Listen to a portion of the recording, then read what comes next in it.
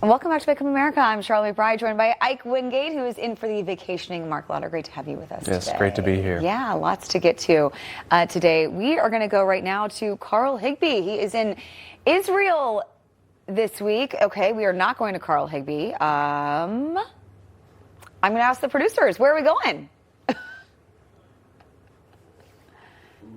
All right, instead we are going to bring in Congressman Mark Harris from the great state of North Carolina. Congressman, great to see you this morning. Thanks so much for joining us. Had a little glitch there, but great to have you. So we've been talking all morning about the crime in D.C. and now the president coming in and essentially trying to fix the crime problem that's been there for way too long. I know as a congressman, you spent a lot of time there in D.C. So what do you make of this and the move by the president? Well, thank you so much for having me this morning. And when you started your lead in, I wasn't quite sure where we were going because you know what? We didn't either. Live TV. I just returned from Israel last night, so I've been over there the last 10 days. But in light of your question, I think the president has seen the need to step in because, again, we've seen a situation in our nation's capital where crime has just continued to be on the increase.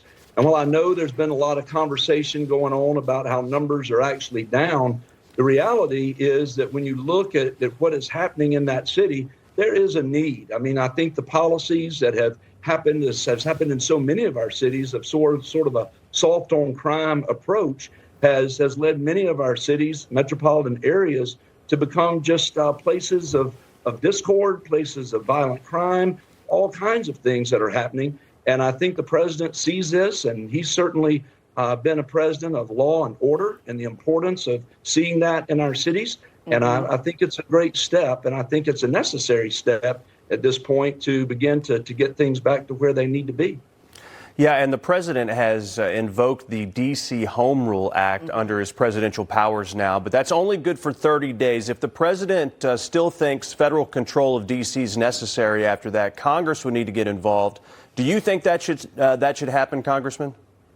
Well, I think it's important for us to look at the situation. I think, again, the president has seen the need at this particular point.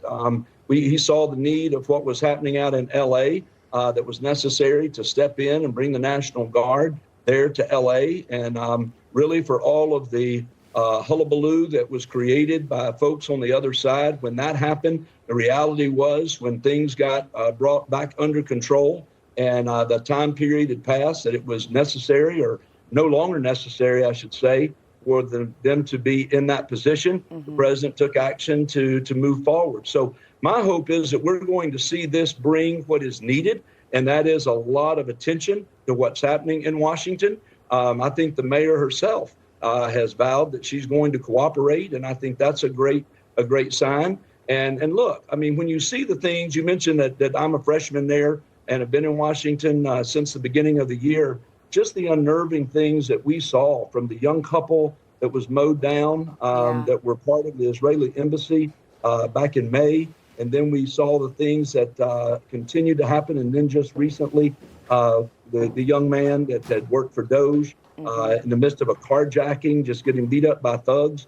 We can't have that going on in our nation's capital. We really don't need to have that going on in any of our cities across America. And this is going to be a great role model, perhaps, to say, hey, we're going to get things cleaned up in Washington, and maybe that'll be an example all across the nation. And while we have you here, and before we go to our live report from Israel, just going off of what you mentioned when we first joined you, and you said that you just got back from Israel. So can you tell us a little bit about your trip, what you saw there? What was your experience like?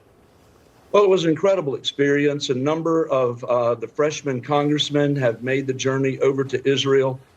We were there for about 8 days. We had an opportunity to meet with the prime minister. We had an opportunity to meet with the president also of Israel, an opportunity to hear from officials. We had an opportunity to see and get a bird's eye in information from the folks that are involved in this the Gaza humanitarian effort that is somewhat new, and to see the differences between what has been going on and what is now in place to go on. And quite frankly, I'm encouraged by that. And I feel good about what's been put in place at this time.